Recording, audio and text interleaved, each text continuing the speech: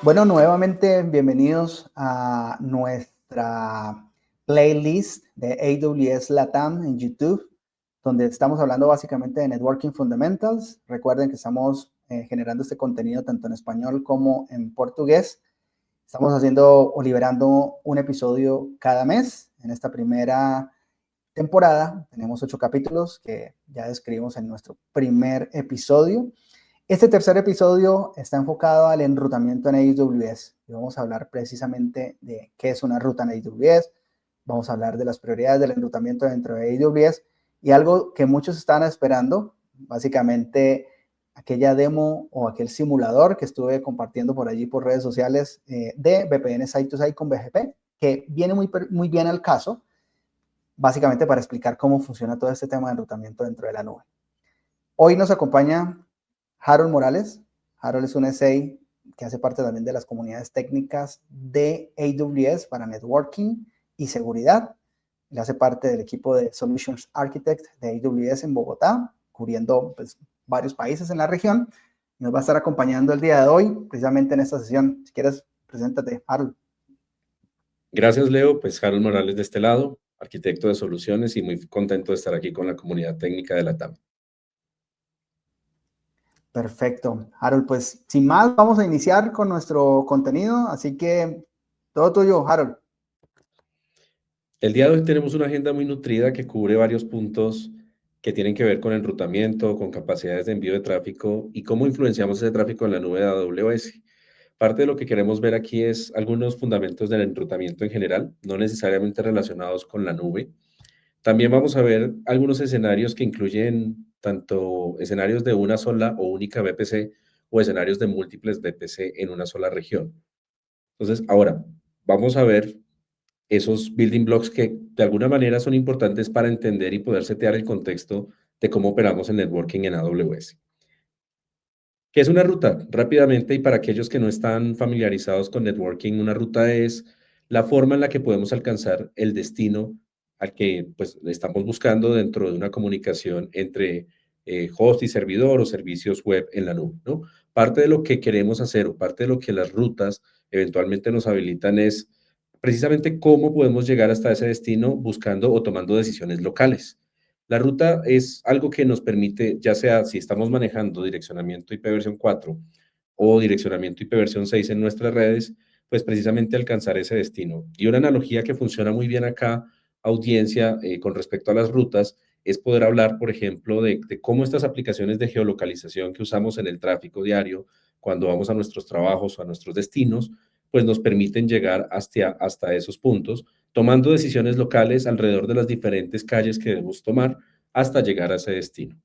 Las rutas funcionan basadas en el siguiente salto, es decir, la siguiente dirección IP alcanzable en nuestra localidad, es decir, en nuestra vecindad, o a través de la interfaz en la que podemos sacar ese tráfico para alcanzar pues nuestro destino a través de esas decisiones locales sucesivas que se toman, ¿no? Adelante. Entonces, las rutas, como lo veníamos diciendo, si tenemos rutas IP versión 4 o rutas IP versión 6, pues finalmente representan destinos que queremos alcanzar. Esos destinos a nivel de networking, nosotros los conocemos como prefijos. Es un término técnico que representa la combinación de una dirección IP con una máscara de subred que puede representar un host específico, un servicio específico o más bien una subred o una dirección, un grupo de direcciones amplias en la red. Aquí vemos, por ejemplo, cómo una dirección IP versión 4, que es la 203.0.113.0/24, pues es una dirección que podemos muy rápidamente alcanzar a través de una interfaz específica. Esa es una forma cual podemos alcanzar esas direcciones. También tenemos la posibilidad de ir, por ejemplo, en el caso de la ruta IP versión 6 que vemos abajo, es alcanzar un prefijo IP versión 6, en este caso /64, con un direccionamiento que difiere en su estructura del de IP versión 4, y lo vamos a alcanzar vía el siguiente salto o el gateway que tenemos disponible para alcanzar esa ruta. Cuando llegue a ese primer gateway, el gateway hará lo propio, es decir, hará lo mismo y determinará cuál es el siguiente salto adecuado hasta con esas decisiones sucesivas llegar al destino. Ahora, algo importante dentro del concepto de enrutamiento en general, y esto no solamente es en la nube, sino en general es el concepto de cómo los dispositivos de enrutamiento almacenan, mantienen la información de enrutamiento necesaria para que el tráfico se pueda enviar. Y esto se hace a través de dos bases de datos separadas o dos tablas separadas dentro de estos dispositivos de enrutamiento, que pueden ser routers clásicos, ¿no? O sea, routers que realmente conocemos desde hace mucho tiempo en capa 3 y que actúan en esa capa exclusivamente, pero también cada vez más son dispositivos que actúan en diferentes capas o que son firewalls, otros dispositivos con capacidades de enrutamiento. Entonces tenemos la Routing Information Base y tenemos la Forwarding Information Base. La RIP o Routing Information Base, en esencia lo que hace es que nos ayuda a mantener un panorama total, integral de todas las rutas y todos los destinos que tiene alcance ese router. Todo lo que ha aprendido externamente, ya sea a través de protocolos de enrutamiento o ya sea que se lo estamos configurando nosotros de forma estática, todos los posibles destinos y horizontes a los que podemos llegar los tenemos en la Routing Information Base. Sin embargo, la Forwarding Information Base ya tiene una selección, por decirlo de alguna forma, de los mejores destinos o el mejor path para alcanzar un destino específico.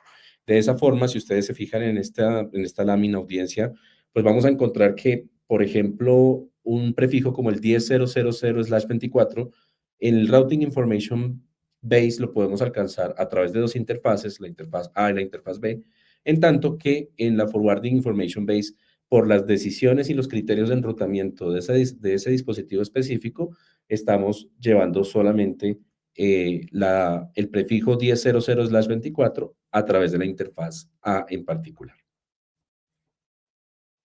Ahora, ¿cómo nosotros vemos eso desde el punto de vista de la nube? Como ya lo mencionábamos, Routing Information Base, todas las rutas, Forwarding Information Base, solamente aquellas donde está definido el best path, pero dentro del networking en AWS lo que nosotros hacemos es que precisamente los servicios de AWS que funcionan o que entregan, digamos, capacidades de enrutamiento en la nube, pues actúan en conformidad con lo que está en la Forwarding Information Base, es decir, usan o toman la mejor selección y filtran la mejor ruta disponible. Muchos de estos servicios de tipo administrado, que los vamos a ver más adelante, y son servicios que ya utilizan esa Forwarding Information Base para la toma de decisión de enrutamiento. Y precisamente llegamos a este punto en donde hablábamos de cuáles son esos servicios y componentes participantes del enrutamiento en AWS. Pues básicamente tenemos tres categorías o tres segmentos. La primera tiene que ver con cómo conformamos un data center virtual en la nube, cómo separamos y segmentamos cargas de trabajo por ambiente, cargas de trabajo por criticidad, por unidad funcional o área de negocio, entre otros criterios. Y eso es Amazon Virtual Private Cloud o VPC y nos permite eventualmente pues generar esos segmentos o esos prefijos que luego podemos empezar a lógicamente subsegmentar en subredes para llegar a tener esos data centers virtuales. Esos data centers están soportados o esas VPCs están soportadas en sus decisiones de alcanzabilidad a otras VPCs y otros workloads a través de tablas de enrutamiento, route tables que están definidas allí. En cuanto a conectividad global, tenemos servicios como Transit Gateway y como AWS Cloud One, que sirven el propósito de generar redes amplias y escalables. En el caso del Transit Gateway nos permite generar un hub de enrutamiento regional que nos permite a nosotros conectar attachments o asociaciones que pueden incluir VPCs, conexiones híbridas, conectividad híbrida. Como Leo más adelante nos va a mostrar, tenemos la posibilidad de que Transit Gateway se convierta en ese componente de conectividad híbrida y también dentro de la región que nos permite llegar a pues, tener arquitecturas altamente escalables. Por otro lado, tenemos Hybrid Connectivity. La parte de conectividad híbrida precisamente complementa todos los esfuerzos de conectividad dentro de la región y es cómo nosotros llegamos a todas esas cargas, a esos usuarios y esas capacidades que tenemos por fuera de ambientes cloud en AWS.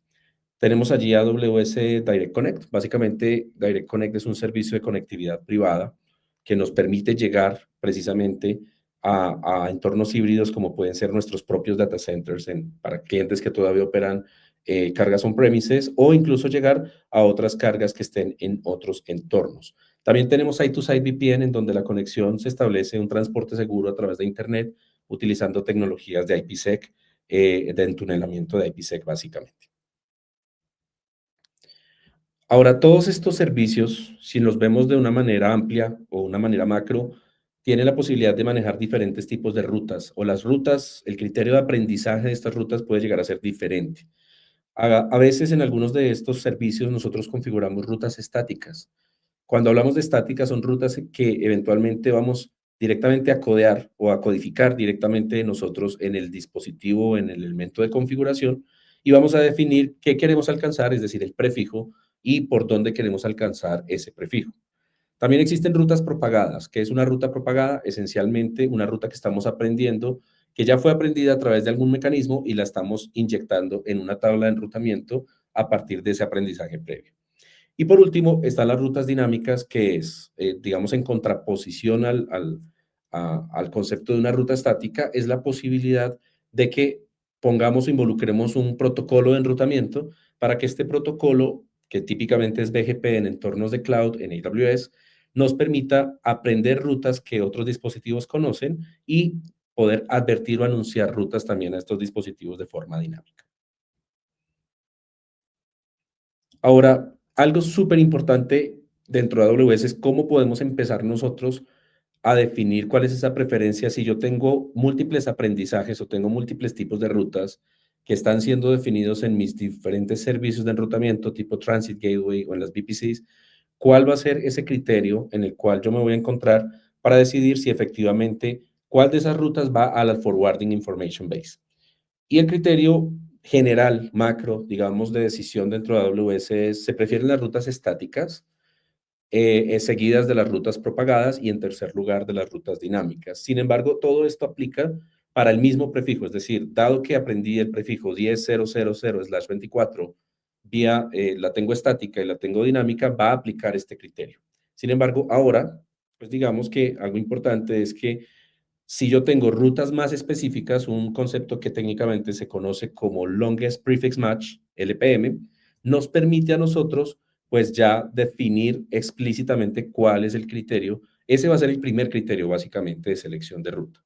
En el caso que les ponía hace un momento, si yo tengo un prefijo que ya no es 10.0.0/24, sino 10.00/25, en ese caso no importa cuál ha sido el método de aprendizaje de esa ruta, estático, propagado o dinámico, él va a tomar precedencia por encima de la ruta en donde tengo una máscara menos amplia.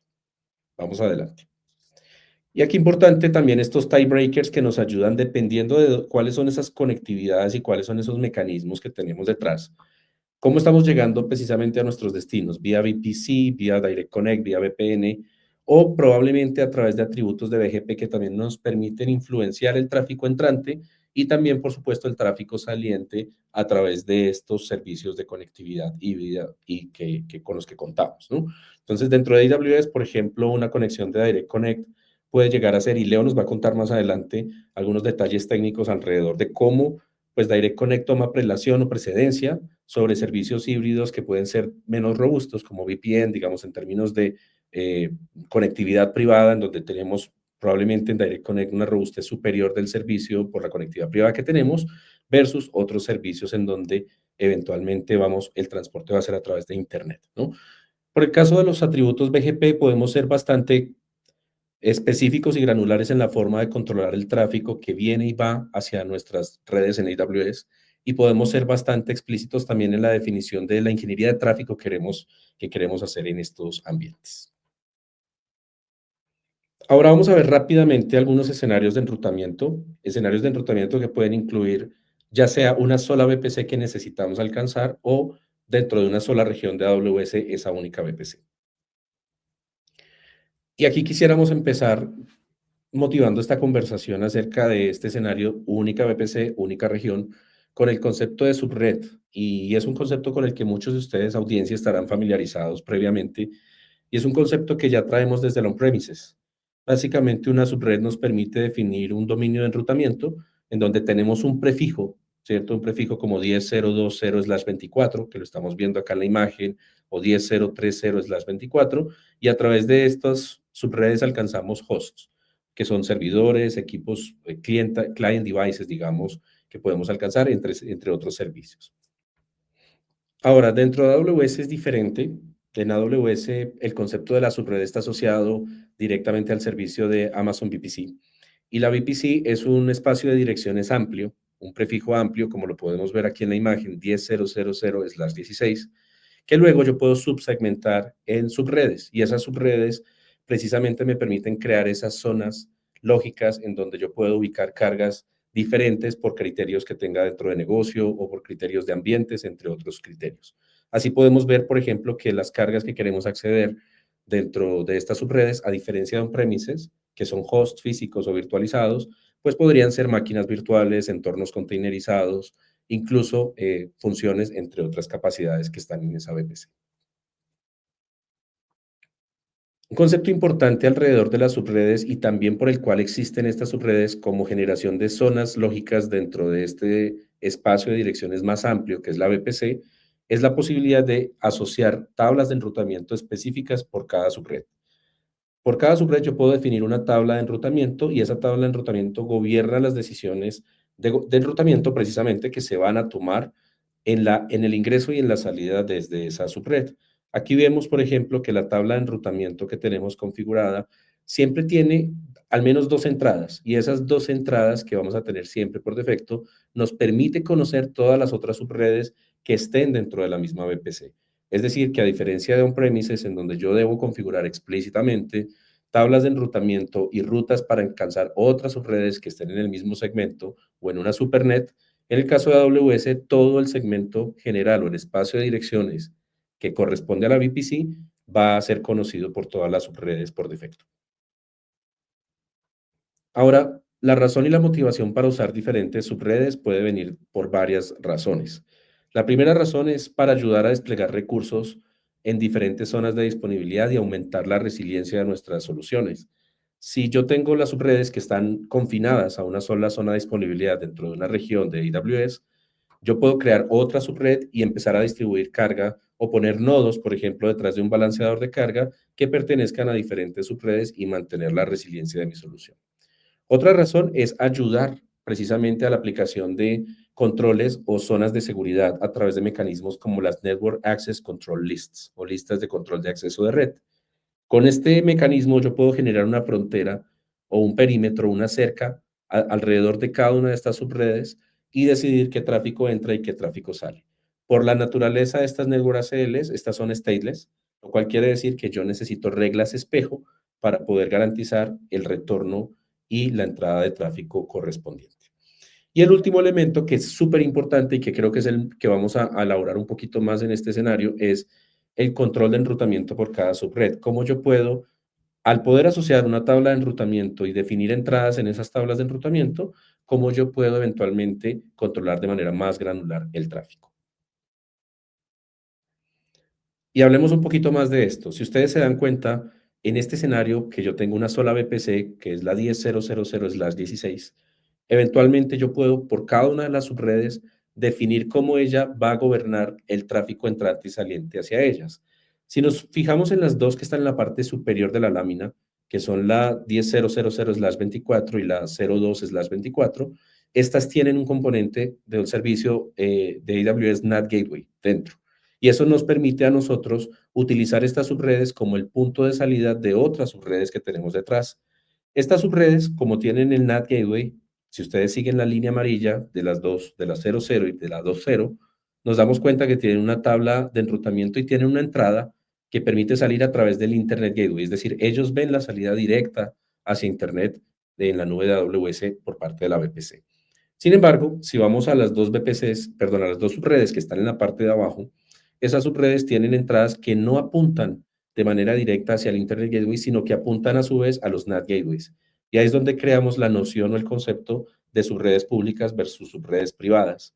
En AWS, las subredes públicas y privadas no son elementos que estén hardcodeados o que no estén directamente fijos, sino que es cuál es la regla o el criterio de salida hacia Internet que estoy usando. Si estoy utilizando un NAT Gateway o una subred tercera, estamos hablando de subredes privadas, y si estoy utilizando acceso directo a Internet a través de Internet Gateway, entonces tiene la connotación de subred pública. Ahora me gustaría darle paso a Leonardo para que nos muestre capacidades y cómo estos conceptos de enrutamiento entran en acción a través de un simulador de BGP con el que contamos y que les permite a ustedes identificar precisamente y entender estos conceptos mucho más visualmente. Adelante, Leo. Vale, Harold, muchas gracias y gracias ahí por todos los conceptos que nos compartiste ahora. Bueno, ahora vamos a presentar este simulador. Quiero mencionar, ha sido desarrollado todo con Kiro, ¿no? Así que hicimos simplemente bytecoding, pasando toda la lógica de los servicios de AWS, en este caso particular Transit Gateway, cómo se comporta en términos del enrutamiento con BGP. Aquí en el escenario lo que tenemos en este simulador es básicamente un Transit Gateway que tiene conexiones con dos VPNs site to site hacia dos routers que se encuentran on-premises. Es un escenario muy común que existe hoy en día en nuestros clientes. Básicamente acá, basado, y si conectamos en la sesión pasada cuando estábamos hablando de VPN site to site, recuerden que una VPN site to site trae dos túneles, siempre trae dos túneles. Cuando habilitamos eso dentro de la infraestructura, lo que también tenemos que tener presente es que debemos subir las sesiones BGP en esos dos túneles para poder garantizar que exista una conmutación dinámica. Entonces acá lo que estamos representando es ese escenario, una configuración 100% con VPN site to site.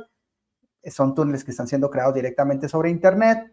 Y acá, por consiguiente, esas sesiones BGP que se establecen entre el on-prem y el Transit Gateway, pues son sesiones BGP de tipo eBGP, ¿no? O External BGP. También acá estamos simulando dentro de la arquitectura lo que normalmente hacen nuestros clientes es crear una sesión iBGP o Internal BGP, porque es una sesión BGP entre dos dispositivos de routing que están en un mismo sistema autónomo. En este caso particular, aunque se ve un poco pequeño, es el sistema autónomo 65001. A diferencia del sistema autónomo que tiene Transit Gateway, que se puede configurar, que en este caso es el 64512. ¿Qué tiene interesante este demo? Que aquí vamos a ver cómo, basado en las métricas de BGP, y no sé si recuerdan de esas tres categorías de enrutamiento o de prioridades que tenemos, de rutas estáticas, rutas propagadas y rutas dinámicas. Este caso que vamos a ver acá es el de rutas dinámicas, donde nosotros podemos influenciar el enrutamiento de AWS utilizando atributos de BGP como ASPAT, como MET, ¿no? Y en otros escenarios vamos a ver también con Local Preference. Local Preference también lo podemos influenciar en la nube de AWS. Eso lo hacemos específicamente en Direct Connect. No lo podemos hacer en VPN Site to Site, pero cuando veamos el capítulo del episodio de Direct Connect, ahí vamos a explicar cómo podemos orquestar esto.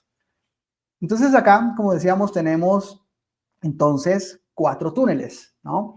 Recuerden que un túnel dentro de la solución de VPN Site to Site tiene la capacidad de enviar en términos de throughput hasta 1.25 Gbps. Lo vimos en el episodio anterior. Por consiguiente, acá si tenemos 4 túneles activos, la capacidad de throughput agregado que podemos tener en Transit Gateway, teniendo Equal Cost Multipath habilitado, es de 5 Gbps. Ahora, si yo tengo los mismos 4 túneles arriba, pero yo desactivo Equal Cost Multipath, automáticamente el throughput de esa conectividad entre Transit Gateway y el on-premises se va a reducir hacia un único túnel, 1.25 Gbps, porque Transit Gateway no va a hacer balanceo entre los diferentes caminos que tiene disponibles hacia un mismo prefijo en el on-prem, ¿no? Ahora podemos volver a habilitarlo y ahora nos vamos con otro tema. ¿Qué pasa si yo empiezo a deshabilitar los túneles y no tener el 100% de los túneles disponibles? Recuerde que son dos VPN site to site, cada una con 2 túneles. Yo puedo comenzar a deshabilitar túneles. Si yo deshabilito un túnel, ¿no?, de esta conexión, por ejemplo, el que va entre el on-prem router 1 hacia el Transit Gateway, pues vamos a tener una reducción del ancho de banda hacia 3.75 Gbps. Acá se ve como más claro, ¿no? Todo eso que hemos venido hablando de cómo es que empezamos a agregar ancho de banda dentro de esas conexiones cuando tenemos múltiples caminos hacia la nube de AWS. Lo mismo, si bajo otro túnel y yo estoy haciendo Equal Cost Multipath, lo tengo habilitado desde Transit Gateway, pues vamos a empezar a reducir el throughput hasta 2.25 y podemos seguir haciéndolo bajando un túnel más. Tenemos solo un túnel activo, así que tenemos 1.25. Bueno, obvio, si tumbo todos los túneles, no tengo nada de ancho de banda disponible para conectarme hacia el on-prem. Vamos a volver a habilitarlos todos. Pero ahora vamos a ver un tema importante. Acá para poder representar esto, yo estoy mostrando dentro de la infraestructura el Routing Information Base. A pesar de que yo lo llamo acá tablas de rutas, realmente estoy viendo el Routing Information Base porque estoy viendo el best path y las otras rutas que están disponibles para poder alcanzar el on-prem. Entonces, o la nube de AWS. Aquí yo tengo las tablas o el Routing Information Base de los routers en el on-premises el router 1 y el router 2, y tengo también las tablas de enrutamiento de Transit Gateway. Entonces, vamos a entrar un poquito aquí en detalle para poder entender qué es lo que estamos mostrando nosotros acá. Volviendo a la topología, acá tenemos en ese escenario de una única región y varios VPCs, tenemos 4 VPCs que tienen segmentos IPs de la clase A 10, y tenemos 10.0.0.0/16, 10.1.0.0/16, 10.2.0.0/16, 10.3.0.0/16. Todos están asociados al Transit Gateway. Por consiguiente, estos prefijos son reenviados hacia el on-prem. Pero si ustedes se ponen a revisar los caminos que tiene un router en el on-prem para poder alcanzar esos prefijos, nos vamos a dar cuenta que Transit Gateway nos va a enseñar esos prefijos, los 4 de los VPCs, por todos los caminos, por todas las rutas disponibles, 4 particularmente. Sin embargo, un router como el router 1 va a recibir eso por cada uno de los túneles, es decir, tiene 2 caminos y tiene un camino adicional. Uno pensaría, pero es que yo tengo acá 2 caminos por donde llegar por el router on-prem 2, así que debería tener 2 caminos más por la sesión IBGP. Bueno, ahí volviendo un poquito a back to the basics de BGP. Un router, por ejemplo el router 2, a pesar de que tiene 2 caminos para llegar hacia el Transit Gateway, cuando él va a hacer el anuncio de esos prefijos también por sesiones IBGP, él no anuncia los 2 caminos. Él anuncia su best path. Así funciona siempre. En BGP, para yo anunciar o hacer una redistribución de un prefijo que estoy recibiendo por una sesión EBGP, después a través de una sesión IBGP, yo voy a anunciar eso solamente una vez, la mejor ruta disponible. Entonces, por consiguiente, cuando nos paramos en este router 1, vamos a tener no 4 caminos, sino 3 caminos. 2 por EBGP y 1 por IBGP. Y eso es lo que vemos nosotros acá en las tablas de enrutamiento, que todos los segmentos IPs que tenemos hacia la nube, los estamos viendo siempre entrando por 2 que recibimos por una sesión EBGP y 1 que recibimos por una sesión IBGP, ¿no?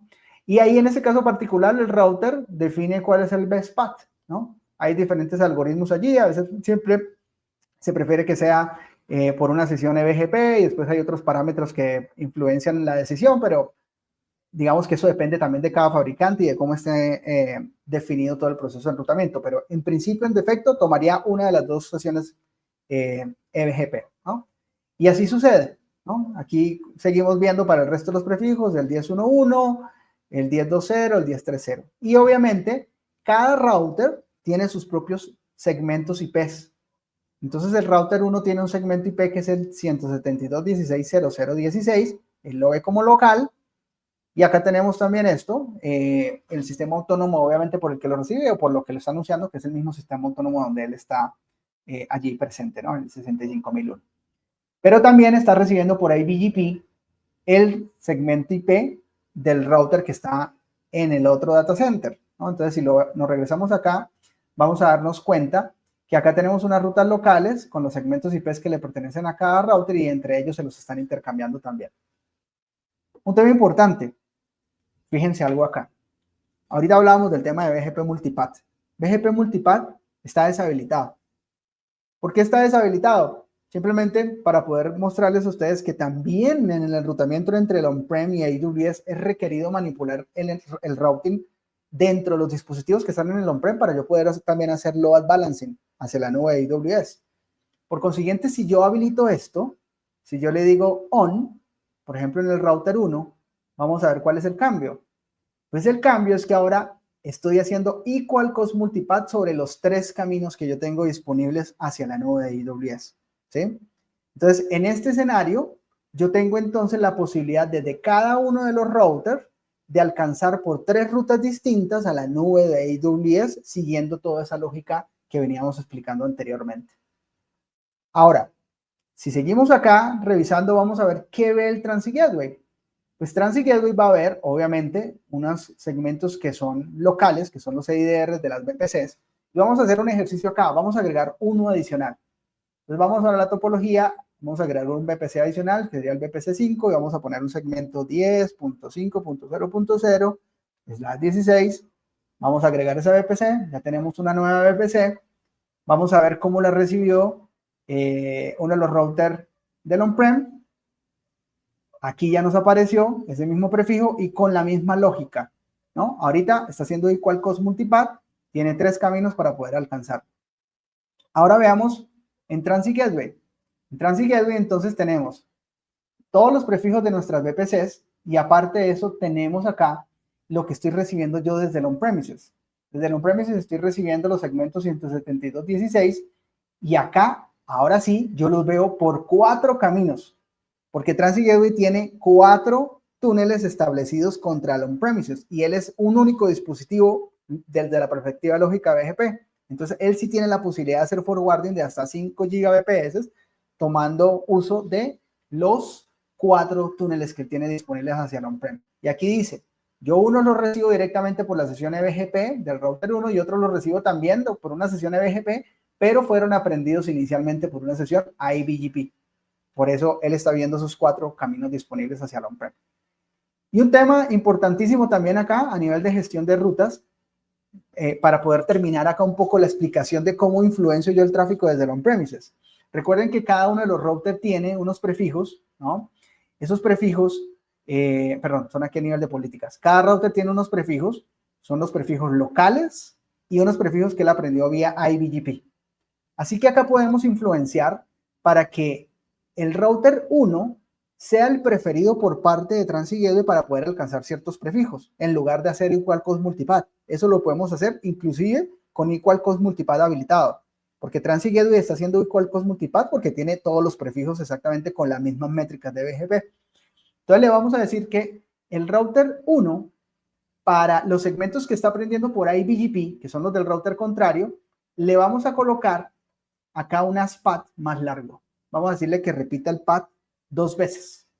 Entonces vamos a crear esa primera política. Y ahora le vamos a decir también que el router 1, el prefijo que está recibiendo también vía IBGP el 172.17, también le vamos a agregar 2 veces un ASPAT. Entonces, con esta regla aplicada, nos vamos a ir a la tabla de rutas y vamos a revisar qué está viendo ahora Transit Gateway. Pues resulta que ahora Transit Gateway, para esos prefijos particulares 172.17 y 192.68.1, que eran los que recibía y que está recibiendo por el router 1, ya no los prefiere y los pone como canales de backup. Recuerden el tema de Routing Information Base. Ahora se pusieron en backup, pero él va a seguir haciendo equal cost multipath por los 2 túneles que tiene activos contra el router que tiene una mejor métrica. ¿Por qué una mejor métrica? Porque tiene un ASPAT más corto, ¿no? Eso es súper importante tenerlo presente allí. Y el otro tema también que podemos manipular acá para poder terminar de cerrar ya la conversación en términos de políticas, es que yo podría decirle al router 1, y vamos a hacer algo aquí bien loco, decimos router 1 en términos de políticas, voy a decirle que el prefijo, por ejemplo, 192.168 lo voy a anunciar con un MET diferente. Yo voy a decirle que lo anuncie con un MET, por ejemplo, 200, ¿no? Voy a aplicarlo. Y al router 2 le voy a decir que ese mismo prefijo, el que está recibiendo 192.168, que tengo que aplicarlo con ese, voy a aplicarle un MET de tipo 100. Entonces, ¿qué debería suceder? Que Transit Gateway va a recibir un prefijo del router que lo tiene directamente conectado con un MET 200 y de un router que lo está recibiendo vía IBGP con MET 100 y con el mismo ASPAT. Entonces, si nos vamos a revisar esto, la decisión que va a tomar Transit Gateway, ¿cuál sería? Entonces, Transit Gateway va a decir, yo estoy recibiendo la ruta 192.168 por el router 2, pero él la aprendió vía IBGP, pero yo la prefiero. ¿Por qué la prefiero? Porque tengo un MET 100, que es más bajo que el MET 200 que está recibiendo desde el router 1, que así la tiene directamente conectada. Entonces, esa es la lógica como funciona Transit Gateway. Y si se dan cuenta, yo puedo influenciar por dónde envío, por dónde recibo el tráfico, jugando con las políticas de BGP, en este caso ASPAT y MET. Y una final. Si yo coloco acá, deshabilito equal cost multipath, deshabilito BGP multipath, todo lo dejo deshabilitado y volvemos acá, lo que va a suceder es que siempre se debería tomar el mejor camino disponible para todos los escenarios. ¿Sí? Entonces, eso es básicamente lo que teníamos nosotros para contarles el día de hoy, para mostrarles cuál era el comportamiento que tiene una solución como esta, utilizando VPN site to site contra Transit Gateway y todo el tema de los túneles, agregación de ancho de banda e influencia de políticas a nivel de BGP. Bien, pues no es más. Muchísimas gracias. Aaron, no sé si quieres también hay unas palabras ya de despedida antes de finalizar. Muchas gracias, Leo, y pues a la audiencia también. Yo creo que esta herramienta sirve mucho el propósito de precisamente revisar todos esos diferentes escenarios que pueden volverse bien complejos cuando se suman todas las partes que intervienen en la decisión de enrutamiento final, ¿no? A la audiencia, muchas gracias por sumarse a este espacio y pues, Leo, gracias por la invitación. Muchas gracias. Que esté muy bien a todos. Hasta luego.